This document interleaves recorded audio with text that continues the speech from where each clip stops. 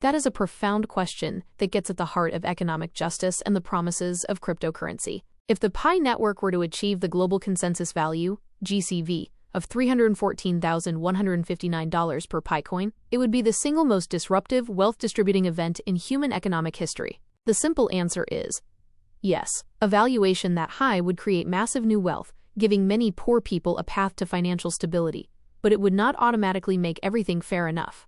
The scale of the impact on poverty. If one Pi were truly worth $314,159, the effect on poverty would be immediate and transformative for pioneers, users, globally. Poverty eradication for users. Even a user who has only mined 10 Pi would possess assets worth over $3.14 million. For the millions of users who have been consistently mining, this would instantly lift them out of poverty, potentially creating millions of new millionaires in developing nations. The head start for the poor. Unlike previous crypto booms like Bitcoin, which often required money for hardware or investment, Pi was designed to be mined for free on a phone. The barrier to entry was low, making it accessible to many poor individuals. This would be a massive transfer of wealth to a demographic that was often excluded from traditional finance. New economic class. The sudden influx of wealth would create a new, globally distributed class of economically empowered individuals who could invest in education, healthcare, and local businesses, potentially leading to a massive economic boom in previously underdeveloped areas. Why fair enough is still a challenge. While life-changing for pioneers, a GCV of $314,159 would bring unprecedented economic challenges and would not solve all issues of fairness. 1. Economic implausibility and instability. Market cap reality. For a coin with a large total supply, up to 100 billion Pi, a $314,159 price would create a market capitalization of tens of quadrillions of dollars, hundreds of times the value of the entire global economy, including all stock markets, real estate, and gold.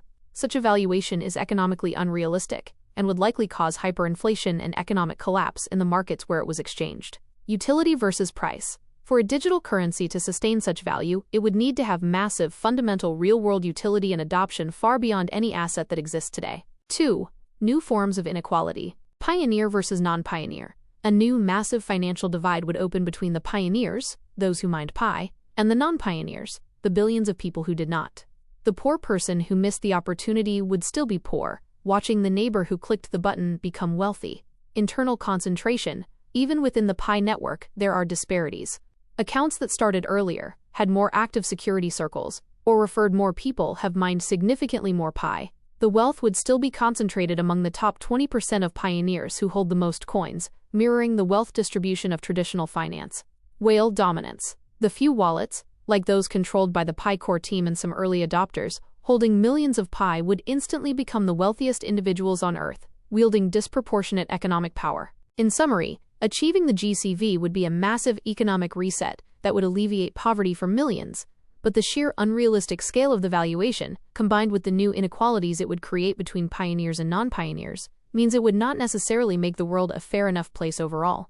This video discusses the mathematical and economic reality check required when considering the highly aspirational $314,159 valuation for the Pi coin.